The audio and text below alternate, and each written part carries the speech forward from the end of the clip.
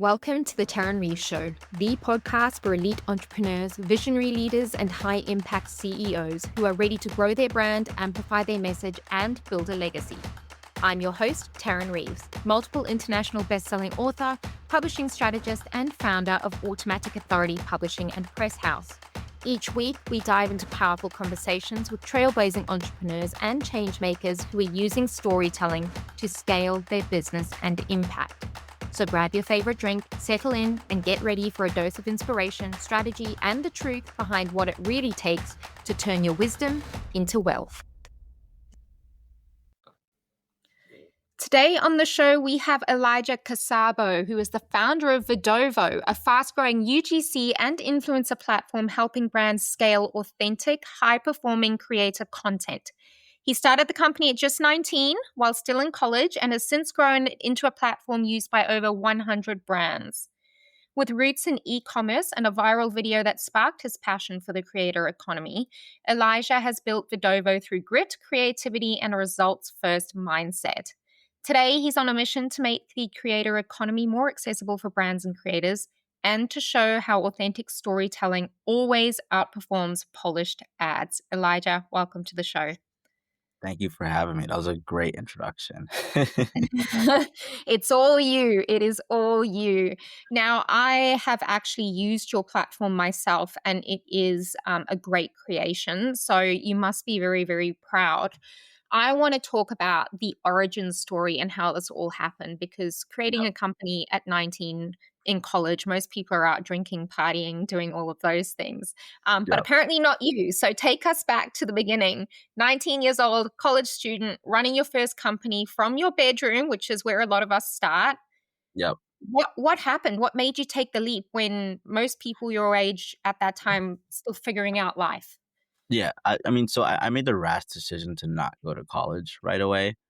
Okay. And I thought most people would be okay with that, but majority of my family just wasn't, which is justifiable, I would say, at that time at least.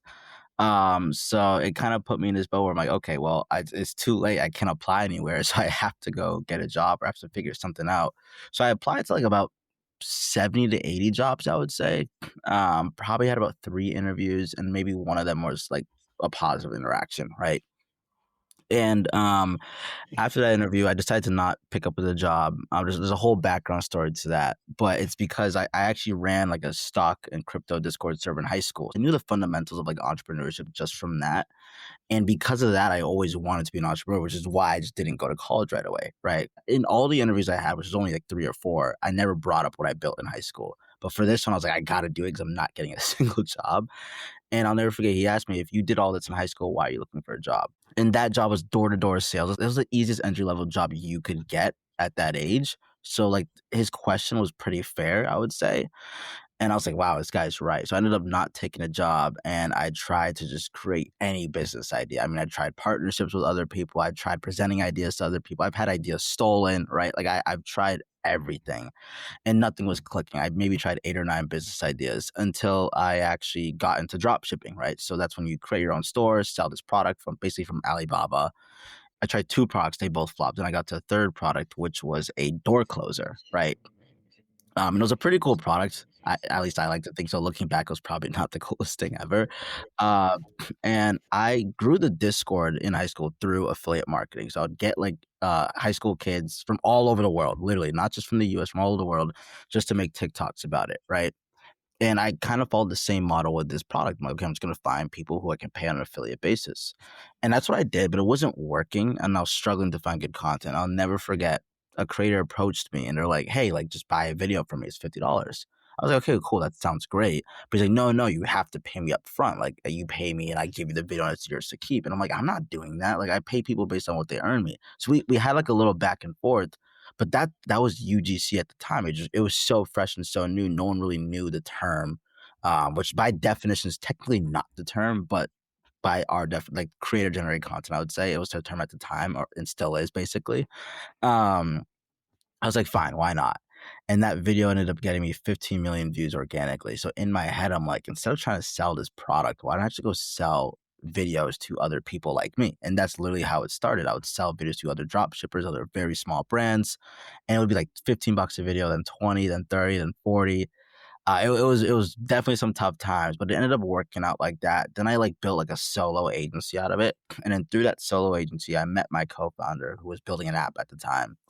And he was so like impressed by how I was able to sell him and manage this like, 13 creator team, not actual team agency. And he was like, "Hey, I'd love to partner up with you." I wasn't really buying it at first, until he had me like a working landing page and a working model of Vidovo in 2 days, like just a basic landing page, right? When he said he would have it in 2 weeks. So then I was like, you know what? Let's just do it. We partnered up, and that's kind of how the origin story of Vidovo started. You'd be surprised that it took me about like a month and a half to really bite on it and be like, okay, I'm gonna go full time on this. Because at first it was Vidovo and like what I was doing, and then slowly I just started to realize what I was doing just wasn't scalable, and I was like, you know what? Let's just go into software. Thought it would be a lot easier, but I was very wrong with that. Very humbling experience, but I enjoyed it, and we're here today. So clearly it worked out. Yeah, amazing. So that viral moment, that was the first UGC, or I suppose the correct term would be CGC, like you said, creator Yeah. generate content. Um, was the moment that you kind of went, oh, okay. And it was this other person's video that got you the sales on the door closer. Yeah. Yeah. Yeah, so that What was the my heck mo is a door closer? Can we just talk about what a door closer it was is? I can't even describe it. It was like a box that you attach to your wall, and as soon as your door, like, opens, it just closes with it, like a wire would just spring out and close in and out. It just didn't make sense, honestly. But basically what we were trying to market was like, "Hey, when people come into your room and don't close the door, you don't have to worry about that anymore because this just automatically closes it for you." Yeah, right. Okay. And to get all of your first creators to use Vidovo, what did that look like? What did the groundwork look like? Because I can imagine that you would have had to reach out to a lot of creators to get them onto the platform. It's very hard. I mean, when I did the agency before Vidovo, even then it was hard. I reached out to like 6 or 700 influencers. I DM'd people on Instagram. My DMs are literally still there to this day because you can't delete some of them. I emailed a bunch, and I only got 30 responses. And out of those 30 responses, 15 actually hopped on a Zoom call, and about 12 actually moved forward with me. Right. It is very hard, especially at that time. So doing it for Mm, Vidobo was actually even harder than the agency because now we're like a marketplace, right? yeah. So it's like you're coming on expecting to see brands, right? So it's like you're a user of our platforms. Imagine you just come on and there's like zero campaigns active. I was literally pitching a product to them that like they wouldn't see results till 6 to 8 months from there, Mm, right? And that's the toughest thing about building a marketplace because you have to build both sides of the marketplace. So we actually just doubled down and focused on just getting good creators. Like I spent my time talking to creators on Zoom, DMing them on Twitter, getting close with Facebook group owners who ran big communities. And my goal is like, okay, let me just get close with the folks that have influence in the UGC community because from there, naturally, they can speak on us in an organic manner. Like, hey, check out Vidovo. Hey, I just spoke to the founder of Vidovo. Hey, I just got my first job on Vidovo. I kid you not. One of the relationships that I developed with a creator, her name is Emily, amazing person, by the way. She randomly wrote a tweet about us, I think like about month 5 or 6 into Vidovo. So I'm assuming she got her first gig around month 5 or 6. And tweet like blew up and like not blew up like all over, but blew up in the UGC community where it brought us about 800 creators just from that one yeah, tweet. wow. Right. So it's like developing relationships and kind of focusing on building that one side was great because now I can go to the brands and be like, okay, hey, we have about 1,000 creators now. We'd love to have you on board. Because the sucky thing about building the creator side was, okay, cool, we have 100 creators, but the brand would complain, but you know what, like that's not enough. Like, what if we use it, go through all 100, only like 10, and we want to use it again? Like, where's the scalability there, right? So there's a Mm, huge issue. So we just focus on kind of taking the hit and doubling down and just building great relationships on both sides. And yeah, kind of played out that way. yeah, amazing. So, looking back on the journey thus far, what are some of the biggest mistakes or lessons that you learned in the early days building it from scratch?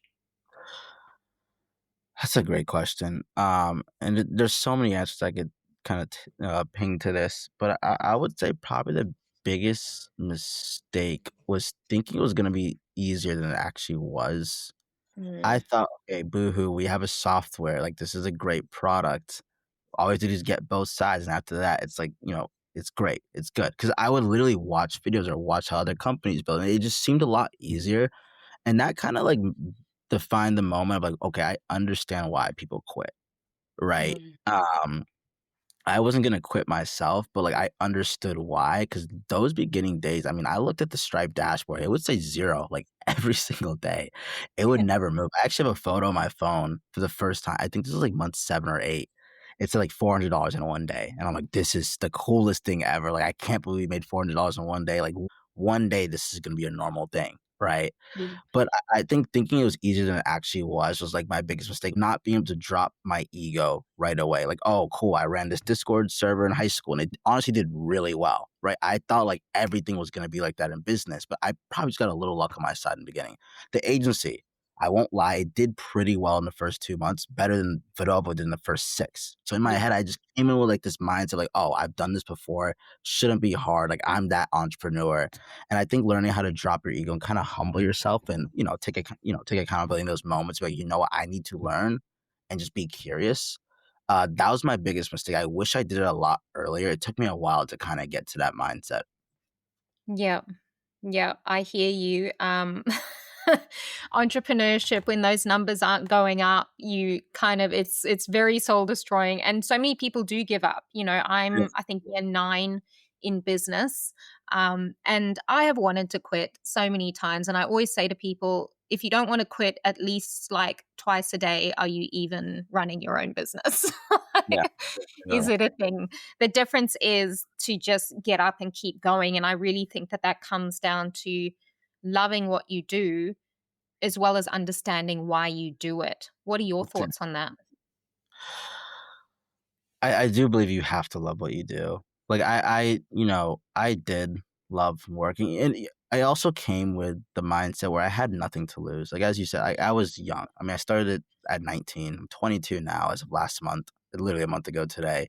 Um, I kind of was like, if I quit, well, it's like, what else am I gonna do? Like I'm still in community college. Like I don't have a desire or passion for anything else besides just being a creator, being an entrepreneur, just being able to build something. So I really loved it to the point where, like, I didn't wanna give it up, right? And I think every entrepreneur kinda has to have that drive in them, and I tell people this all the time, I feel like something emotionally has to trigger you to become an entrepreneur.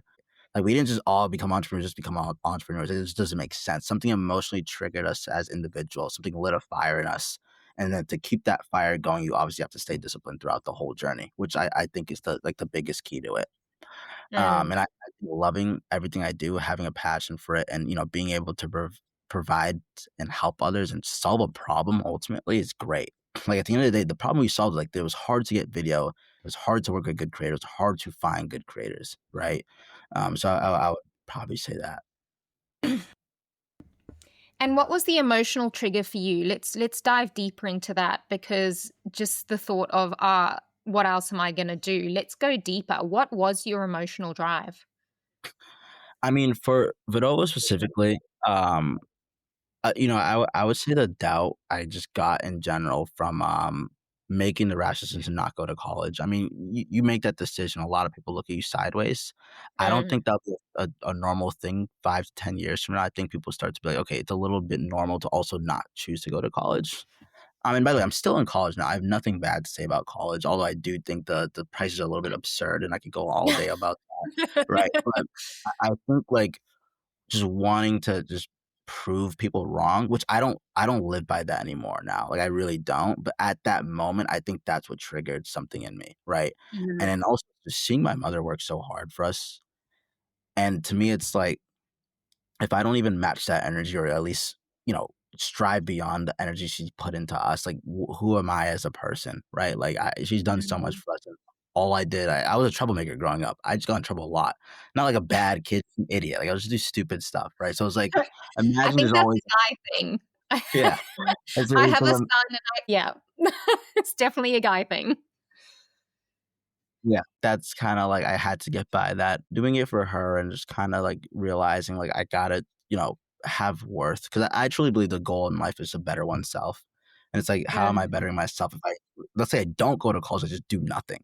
Like I'm just sitting there, right? That was kind of me. And I'm very like, I need to just be on go. Like I need to be doing something all the time. I just can't like sit there and just do nothing. Like I have to be driven by something, right? So Mhm. that also was a big factor into it. Yeah, your mum sounds like an incredible lady. She's done a great job. Yeah, she's So awesome.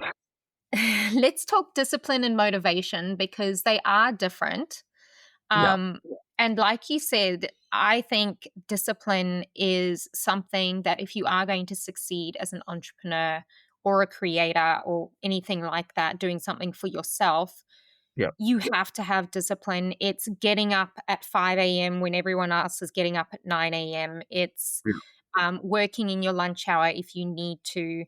And that's different to motivation. Motivation is what drives us, but discipline is different. So let's talk about what that actually looks like day to day when you're building a business from nothing, which is where most businesses start.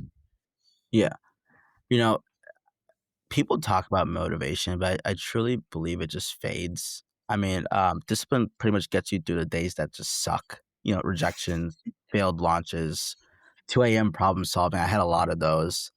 And, I always realized I'm just wired to be a builder. I like just taking chaos, just building things into structure. I mean, that's helped me become a founder, if anything. I've never really believed in motivation. For example, today I wasn't motivated at all, right? But I know I still had to get things done. I know I still have to run a business at the end of the day. But motivation wise, I just wasn't there. I just couldn't do it. I just wanted to lay down all day. I get those days sometimes, right? I'm not going to be perfect every single day. No one is, right? But, if I wasn't disciplined, that'd be the real problem. If I relied on motivation, days like this, I would just lay in bed all day or I would just sit around all day. Like you can't really rely on motivation. I think it's like one of the biggest facades ever. I think it's great. Like when you're 100% disciplined, 100% motivated, I think those days are great. But like what happens when that motivation bar is zero, right? Like do you keep going or do you not keep going? Also, it comes back to like you've come so far, you've worked so hard, you've done so much. It's like why just stop, right? Discipline just keeps on, driving you there. And that's one thing I always try to tell my friends about. Just stay disciplined, just keep on track, keep going. Because you never know. You never know. If you're consistent with your work, something's gonna come out of it as long as you're doing good work, obviously. And I just never believed in motivation. As soon as a friend tells me, oh, I'm not motivated, oh, I need motivation to do this, I'm just like, you're just making excuses, right? If you really loved what you did, you wouldn't need to be motivated to do it. Yeah. Yeah. Yeah, exactly. And beyond the discipline, because you obviously have a lot of that now, how do you personally handle the days when things are feeling super sluggish, growth stalls, you're not seeing those numbers go up, you're getting a lot of rejections, and that self doubt kicks in because that self doubt, that inner voice, I don't think that no matter how successful you get in business, it never goes away. It just changes. I'll use this week as an example. This past week was our best week ever, revenue wise, Mhm. campaign wise, creator brand wise. Like everything is going well, but I'm still so stressed out, right? Like I'm still like today was like a sluggish day, for example. I didn't really get much done, I'll be very transparent with it. And I can't allow myself to do that every day. You'll have those days from time to time. Of Like course. not every day is perfect, but I think just get some fresh air, take a break. It's always good to kind of reset your mind. So I work pretty much every day. I Mhm. work a little bit lighter on the weekends, sometimes heavy. It really depends on what's coming up that next week. But once a month, I really try to take the weekend off. Like just take it off. Don't look at your computer as much as you can, and just reset your mind. Remember, like there's a greater purpose to life than just business as well, right? Go outside, get some fresh air, which I'm hoping to do after this is the last thing I got to do for the day. So I'm hoping to do that after this podcast. But, just being able to put your mind in a position that, hey, like, it's okay to reset and kinda think about things. I think the more you're so anchored and focused on work, work, work all the time, it kinda just slugs you down. Um, and it's weird because in the beginning, I was kinda the opposite. Like, I would just be work, work, work all the time because sometimes I believe, like, you're put in a position where you have to think like that, right? And even to this day, I still think like that at times, but I really do believe it all comes down to just taking a mental break and knowing like, hey, you need to slow down a little bit to get Mm. through those days. That's like the biggest thing for me. Yeah. 100%. And as an entrepreneur, it can be so hard to switch off your mind. Like the amount of 2 a.m. wake ups where you can't go back to sleep because you're like, oh, I've got to do this thing and this thing and this thing. It is really important to take care of ourselves. Otherwise, you end up burnt out and then you can't do anything. Yeah, So I agree. I know that Vidovo was bootstrapped, Yep. and it can be really easy as an entrepreneur when you get to a certain level to chase those quick wins. But what has been, I suppose, your biggest challenge in staying bootstrapped, and what advantages did that give you in the marketplace? Yeah, bootstrapping was probably the number one thing that's molded me into who I am today. It really, like, really just makes you think and makes you question almost everything. I mean, we're competing against a bunch of companies who've raised a lot of money, right? We made the rash decision to obviously not raise money in the software creative industry, which is pretty rare to do. But it comes back to like I had nothing to lose. Like my Mm. co-founder and I, we have nothing to lose. Like why go raise money, right? And I'm glad we kept that mindset because things are really starting to look, like the bootstrap grind was paid off. Um, I'd say what makes it hard is just not being able to spend cash just like that. Like our competitors, they could throw like thousands and thousands of dollars into like, an event or a happy hour or a dinner or fly people out and all that stuff. We have to be like very frugal with it. Even though we're making more money, we're profitable and we're very cash flow positive. We still have to like make smart decisions because like we don't have money in the bank. At least not that much money in the bank compared to like that company that raised like millions of dollars, right? Um, I think the pros to it though outweigh the cons. You develop as a character. That's like one thing that's very underrated. I don't think a lot of founders talk about. You develop as an individual, like you really do. Mm. Two, I would say, I mean, the cap table is beautiful. You have no investors up your ass, which is also a great thing. You own a company, and you're valued a lot higher, right? We've been approached to be acquired, and I can't speak much on it, but we've been approached by three different folks, three different companies, and all of them love the fact that we were bootstrapped and young. Like those are the two things that stuck out to me. Like, how are you able to do this at this age and bootstrap it? Because it can be unheard of. I don't want to boast my own boat, but that's just an industry norm. Like it can be unheard of, and that's very like interesting to buyers, to investors. So like even if we do want to raise one day, raising 6 months from now versus in the beginning, the leverage we have in those conversations are so much different. Like we actually have more control in like how we want to perceive things and how we want things to go versus we race in the beginning. It's like the investors basically own you, Mm. right? So that was the biggest benefit. The third, I would say, um, comes down to how we built. When you raise money, you're obviously put in a position where you have to follow investor KPIs. And I say this almost every time. You have to follow investor KPIs, which obviously lead to revenue. What is the number one driver to revenue? Brand acquisition. So go back to what I said in the beginning. We focused on getting creators for that reason. Because if we followed the typical playbook of go get brands, we would get crushed. But being able to Mm. focus on creator community first allowed for, quality creators, a great creator community, and me being able to be close with these individuals, right? Most of our creators actually find us through other creators.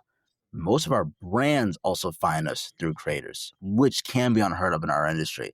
But because our creators have such good experiences with us, and I really think it's because of the way we built Vidovo, by being bootstrapped, the benefit of being bootstrapped, brands are always like, hey, if a creator's having a good experience, why wouldn't I? If this creator said Mm. this thing was available, why shouldn't I try it out? So like building for the creator indirectly built for the brand. And that was like the number one benefit to bootstrapping, I think. But honestly, in the beginning, I didn't even notice I was doing it until like a year later. I'm like, oh wow, okay, so this is how we're growing. It's through our creators.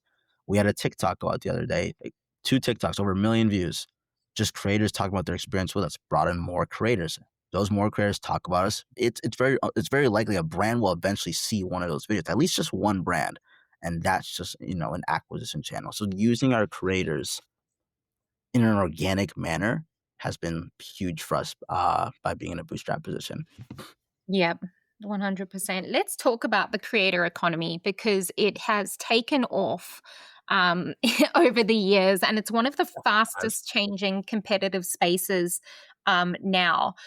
What do you see that most brands and creators get wrong about working together? That's a good question. I think it really all comes down to creative direction.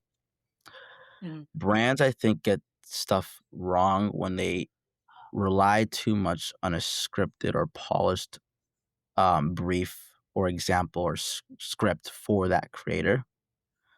And I think you're just kind of taking away the personality from that creator. Yes, at the end of the day, you are paying that creator to make an ad. You can make the argument that creator is an actor, right? But been like this in the beginning. I always tell creators, if we want to push away from that feel and you actually want the content to, allow the consumer to feel something through the other screen, why don't you actually use the product? Why don't you do campaigns that you only have interest in doing, right? Why don't you actually literally take a couple days, then create the content? Don't just get the product and get right into it, because Yeah. consumers are getting so smart nowadays that they can tell if something's an ad or not right away, right? Even if they can tell an ad, it's an ad, how can we make it so genuine or organic that the consumer can be like, okay, this is an ad, but I actually want to try this out. Okay, this is an ad, but I actually believe this, right? So I think Mm-hmm. staying away from the polished examples of it from both sides is pretty much the best way to go about it. So yes, brands should stop like giving very scripted, very polished briefs. Let the creator have some freedom. Maybe give them like a list of don'ts, some talking points, some ideas, but don't give them a script. And sometimes you may give them a script. Maybe you're like, hey, this is what's working. Follow the script and just put in your own words. That's okay at times, right? And creators like actually, do campaigns that you have interest in, right? The one thing I love about our platform is that proposal message aspect. Mm. You can pretty much type whatever you want to type. And what I see the best creators do is like they'll introduce themselves. They'll say, "Hey, I worked with X amount of brands like yours. I also dot dot dot." And what that also is a personal experience with that product or relatable brand. Right. So the other day, I actually read a creator was like, "Hey, I've actually used your products, and I'm also majoring in this degree, which relates to like this wellness product that the brand was working on." The brand was like, "Oh, we want to work with her because there's Mm. actual personal touch point there." So I think it all comes down to personal experiences. The more we drag away from that, the worse the outcome of the video will actually play out to be. Yeah, that makes so much sense. So, where do you see the creator economy heading over the next few years? Are there things that we need to be looking out for? That's a great question. And my answer changes all the time for this. It really does. Because when I first got into the industry, it was so funny. I used to have to sell UGC in our platform. Now brands understand the importance of UGC. So now we're just selling the platform. So back then I was like, oh my gosh, I don't even know if UGC is going to make it. Right. But I truly just believed in it and put my head down. But right now I really just seeing like creators being a part of almost every brand. We're in a world right now where the content you perceive, like you need to be perceiving content almost all the time. Like our attention spans are so bad. So what I think brands are going to do next year and the year after, I think it's just going to be a volume game. I really think brands are just going to be fighting for volume. How many pieces of content can we get out per day or per week or per month? So the consumers are just always seeing us. Yes, it may not convert on the first video or the second video, but that's the whole point of the touch point theory, right? So actually, before it used to be 8 to 12 touch points before you make a purchase decision. That was the average. Now I could be wrong, but based off what I saw last time, it's like 17 to 21. So it's basically doubled. And basically, what you're seeing from that is like, okay, if it's doubled, we just need to focus on volume. So I think brands are kind of going to play the volume game, and we're just Mhm. gonna see a lot more content being created, a lot more creators coming into the game, a lot more influencers, being involved, right? I always say, "Oh, I think it's gonna be this and that, and I think we're gonna see more of this or AI helping out with this." But I truly believe the true answer at the end of the day, it's gonna be more volume. The brands we worked with from the beginning of Vidovo that are still with us today, the number one thing I saw, the number one indicator I've seen between all of them is the increase in the amount of content they're receiving from us. And not just from us, but from other aspects of like where they're, receiving content, whether it's from their ambassador programs, affiliate programs. They just care about volume at this time. So that's what that would be my answer. Yeah. So interesting, isn't it? And it's so exciting as well. And I still see, on the socials and things like that, because obviously I've got my personal brand. I'm a creator. I've got this podcast, as well as running some other companies. But it's still so interesting to see some new creators come in and go, oh, the market's saturated, the market's saturated. It's like, no, where is that authentic storytelling that makes you you? Because your vibe will land with a brand, it will land with their target audience versus somebody else. And there's always space. And with that increased volume, I 100% believe that you're right. You know, it's going to be, because the marketplace is noisy, they have to pump out more content for it to be seen. Yeah, literally. All right, let's talk about sacrifice in entrepreneurship, because it's very easy for people on the outside to look in and go, oh, lucky them, they've created this successful platform or this successful business, or they're a successful influencer. What people don't see is the sacrifice. What, in your opinion, is the personal cost of entrepreneurship? Because there's a lot of pros, there's also a lot of Yeah. cons. I've actually never been asked that before. Um, Personal cost of entrepreneurship. I would say sanity. Like you're Yeah. I love it. It's true. yeah. Well, I'll speak from personal experience and maybe I can gather a better answer from that. I had to pretty much just cut off my whole lifestyle. So yeah, I'm Mm, I'm a young kid. So yes, people my age, they party, they go outside, they hang out with friends a lot. That was pretty much gone. Like I had none of that. At the time of building Vidovo, it was pretty much just my family, my girlfriend at the time. Like I literally talked to nobody. I hung out with nobody. I just kind of just kept that small circle because it allowed me to kind of stay focused. So I truly believe like you give up that fun side of life. I think you have to. Right, I mm, really think you have to be locked in because, if you want a different lifestyle, if you wanna just be different, you have to do different. I don't believe in the, you can party and you can do this. Like, yes, nowadays it's easier for me to go out and have a drink and to hang out with friends or do whatever because, like, we're in a better position to do so. But to truly become a better individual and a better entrepreneur, I really think you have to sacrifice, the normal things in your life that you just love, right? And for me, that was hanging out with friends, that was going out, that was just, having a good time. That was all gone. And I don't think most people are ready to do that, mm. right? Like there was days I didn't talk to nobody, like literally nobody. I didn't have a lot of friends when I was building Vidovo at the time. My whole life was just gone. I don't think everyone has to do that. I think there's ways you can kind of make fun of it. I think I was just very strict on myself because I knew if I needed to change, I had to do that. Just my personal experience. Most individuals just have to be ready to sacrifice the norm in their life if they want to become better, right? Yeah. I just think that's normal because let's say if you didn't sacrifice the norm, then everyone would be successful. Everyone would be an entrepreneur. Everyone would just be doing what they're doing and just doing the things that they think would get them to that next level. But I truly believe to get to the next level, you have to be willing to sacrifice the norm. That's like the best way I could answer that. It's a very good question, though. Mm, absolutely. Now, being a young founder, I'm assuming you now have a team at Vidovo. You've Yeah. got your co-founder, but I'm sure there are other people behind there. And what do you think has been the hardest leadership lesson that you've had to learn? Because it's all well and good doing it on your own, but then when you bring other people into the mix, it can really challenge you. Yeah, I think, I may be a great entrepreneur, I may be a great creator, maybe a great founder, but being a manager is something I never sought to do in my life. So that kind of struck me. I started off with some internship programs and I went to the part-time world. I've made a lot of mistakes because the one thing that I struggle with, and I still am, I'm still learning this, is structure.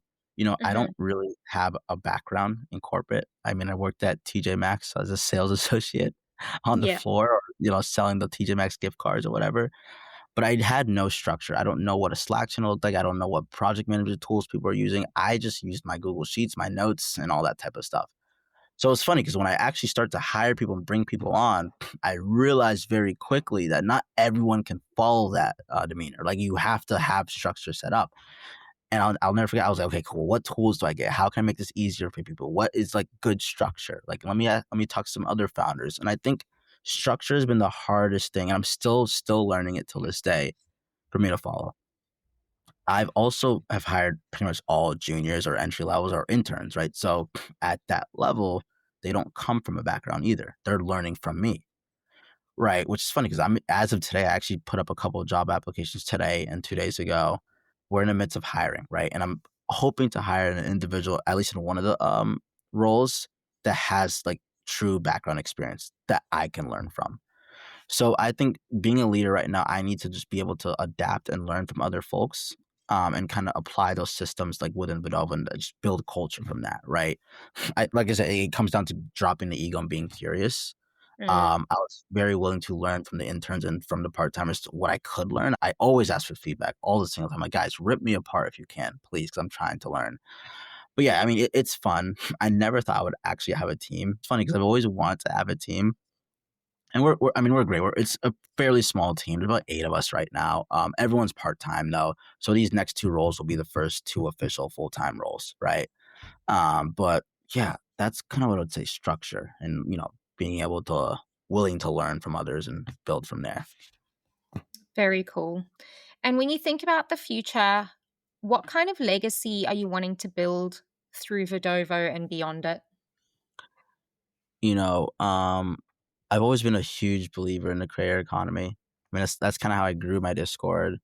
The other business ideas I was trying to do, I was also going to grow through creators of some sorts. I've always believed in video and influence, right? Because that's pretty much what the creator economy is. It's influence, right? From either an influencer or a creator themselves. Someone is influencing on the other side of the screen. And it's also video, photo, stills, whatever you want to call it, but the actual attribute that's getting across to you, right? Or even blogs, right? There's anything that's being created by an individual that you believe has influence and that you believe that you trust. And I think, especially our generation, I think we're past the Kim Kardashians and the celebrities and the Kevin Harts and the Rocks. I think we want to listen to people who actually look like us, people who can Mm. actually speak from our experience. Like that's the true power of the creator economy. It's not the actual videos itself; it's the resonation. Like I want to go on TikTok and I want to see people who went to my school, or people who are building businesses too, or people who shopped at the store down the street that I want to go to. Right? Like it's all going to come down to connection and resonating with the other individual on the side of the screen. That's why I don't think it will ever go away. Like, yes, we Mm. will adapt. It'll continue to grow. There'll be down years. There'll be up years. But at the end of the day, I think it's one of the most powerful industries in business because of the fact you can connect with another individual. And I'm Yeah. so excited to see that grow. Amazing. And what is one thing that we haven't spoken about yet during our conversation, but we should have? Um, I don't know. There's a lot we could speak about. Like I said, I usually just come into these and just go with the flow. I would say every entrepreneur should be ready to be curious, and every entrepreneur should not be scared of hearing the word no. Mm-hmm. I always play it out as like the worst someone could say is no. Just always ask. Always be willing to ask, always be willing to want to learn. In the beginning, there's a lot of things that like I could have just, hit underground or not said anything. But I kept asking people, like, hey, what do you think about this? Hey, do you have any advice on this? Or what can I do? Can I learn from this? Like you just have to ask. One of our biggest brands, this was actually last year. They were so big. We didn't even deserve to close them as a client. But I'll never forget, she got on the call and I was like, listen, like, we are a small team, but I'm willing to learn. I'm willing to give you a lifetime discount. Like, I just really want to work with you because I think you guys will help us grow. And she was down for it. She truly loved my story. She loved like the vision of what we're building. And it's all because I asked, right? Like if I went with a normal sales pitch there, I probably would have lost that deal to another platform that's more solidified, right? Mm. But I tell everyone this on my team, like just learn to be yourself. Don't like put on a face for anybody else. I truly believe selling is a game of relationships. And I feel like the more I can actually focus on developing a relationship, the better, the outcome would be. Right. I never go into a sales call or a demo call the same structure, the same idea. I literally will go into there and build a relationship in any way possible, you know? And I think if every founder can kind of focus on those 3 things, being curious, learning to be okay with no and just asking anyways, and being focused on developing relationships, success is inevitable. That's just my opinion. Yeah. I couldn't agree with you more. I mean, what's the worst somebody could say no? Well, I mean, is anybody going to die if you say no? Like That's it's, true. moving on. We Yeah, need to get 100 no's a day. We get used to failure as entrepreneurs, right? I agree. Yeah. And specifically when it comes to creators, it is showing up on those apps every single day or pitching those brands every single day. and hearing nothing and getting up the next day and doing it again and again and again. I had someone message me on TikTok a few days ago, and she goes, "Oh, can you please help me like with your experience? I want to get more brand deals. I've only had one so far." And I said, "Okay, well, how many brands have you pitched today?" And she said, "None." I said, "Well, it's 9 a.m. and I've already pitched 35. Like that's the difference. You know, Yeah. you've got to get after it. And when you hear Yeah, no, some people, you do it again and again and that's again. some people don't Yeah, understand that, and I think it's just because people are just so used to being comfortable with their lives, and yeah, that's not a shot at anyone. I would talk to some other founder buddies, and they just weren't doing enough. I'm like, "You gotta, like, be uncomfortable." Like I said, it always it comes down to the easiest quote, like, the most common quote. If it was easy, everyone would do it. That is, like, truly the truth to every aspect of life. Like, learn how yeah, to just be uncomfortable and just shoot your shot and just keep on going. yeah, 'Cause, 100 no's will eventually turn into a yes versus, like, 5 no's and you just quit right there, right? So it's like, yeah. just keep going. There's billions of people in the world, right? So, Exactly. And if a brand does say no or a creator does say no, there's no reason you can't go back in a few months and yeah, one of our biggest customers said no at first. It took them a year just to get them on board, and now they love the platform. They're using it till this yeah, day. So, yeah, never be exactly. afraid to go back. Exactly. And I mean, you say you get used to being uncomfortable and then suddenly it isn't uncomfortable anymore. It's like when we first start speaking on a No, stage, you're terrified and the more you do it, the better you get at it and the less nerves that you have. So correct. you're not uncomfortable anymore. It's just one of those things. And I think that's where that discipline again comes in, where you just go, okay, cool, moving on, tick, tick, tick, keep moving down the line and not giving up. Elijah, thank you so much for creating such a brilliant platform and for sharing your wisdom with us today. Congratulations on your success so far as such a young entrepreneur. I think that you are amazing. Your mama has done an amazing job, like we discussed her at the beginning. So thank you to her. And before we wrap up, we have a tradition called the book drop. What book has impacted you either personally or professionally?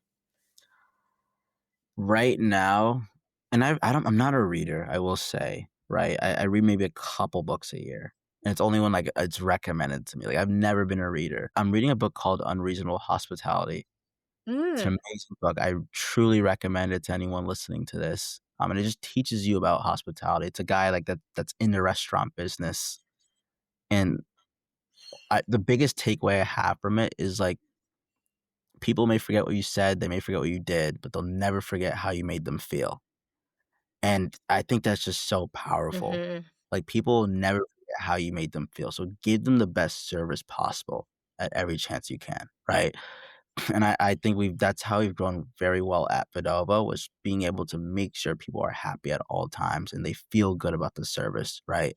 And it's a great book. I'm not finished yet, but I kinda understand the message of the book already. I think I can pick up on stuff like that fairly quick. But wow, it's a great book, and I can't wait to finish. I'll probably be done with it next week or so. So I highly recommend it to any individual listening to this. Amazing. Thank you so much for sharing and for being a guest on the show today. Thank you so much. I appreciate you for having me.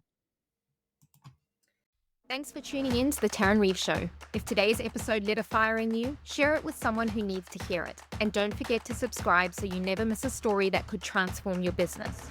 If you're ready to write the book that positions you as the go-to authority in your industry, visit automaticauthority.com to find out how we can help you make it happen. Until next time, keep owning your story, leading with impact, and building a legacy.